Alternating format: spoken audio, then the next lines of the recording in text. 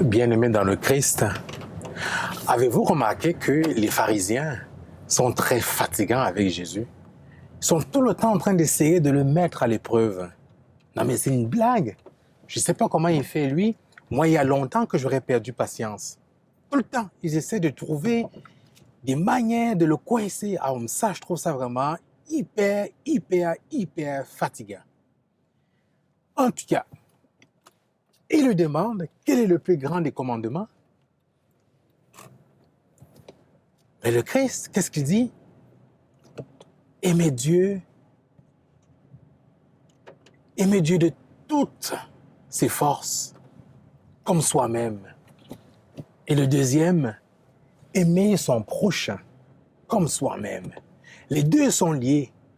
L'amour de Dieu et l'amour du prochain. Mais bien aimé dans le Christ, j'ai une confidence à vous faire.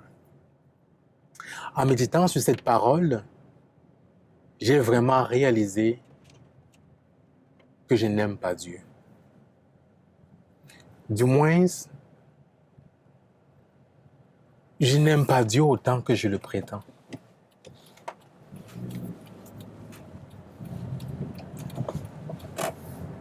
Ça peut paraître surprenant, hein? Pour un prêtre, serviteur du Dieu vivant, qui n'aime pas Dieu. Tellement je n'aime pas Dieu que je n'ose même pas vous regarder en face pour vous le dire. Cet évangile m'est vraiment rentré dedans. Parce que il m'a fait prendre conscience que le visage de Dieu, c'est le prochain.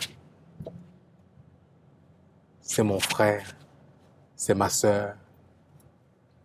C'est le monsieur qui marche sous la pluie, qui est trempé. Oserais-je vraiment m'arrêter pour le porter dans ma voiture? Je pourrais aussi me dire, à cause du coronavirus, je ne peux pas le prendre, moi. Dieu a un visage, c'est l'autre. Comment puis-je aimer Dieu que je ne vois pas et ne pas aimer mon prochain que je vois? Aimer Dieu comme soi-même, aimer son prochain comme soi-même. Ce n'est pas facile, bien aimé dans le Christ, de vraiment aimer Dieu. Dire que j'aime Dieu m'oblige à aimer mon prochain, à aimer l'autre, à aimer l'autre. Cet évangile me fait prendre conscience que la conversion à laquelle l'Église nous appelle de façon permanente n'est pas seulement une conversion spirituelle intérieure, mais c'est une conversion totale, radicale. Aimer tout le monde que je rencontre. C'est là où je me rends compte que ce n'est pas facile, ce n'est pas évident.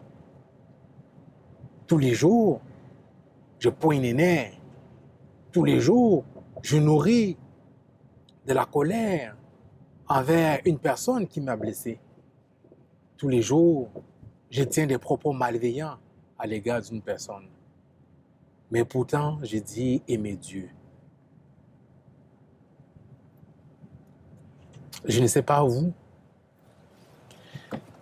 mais moi, cet évangile m'interpelle personnellement et me dit, comment aimes-tu vraiment Dieu? Je pense que j'ai encore du boulot. Amen.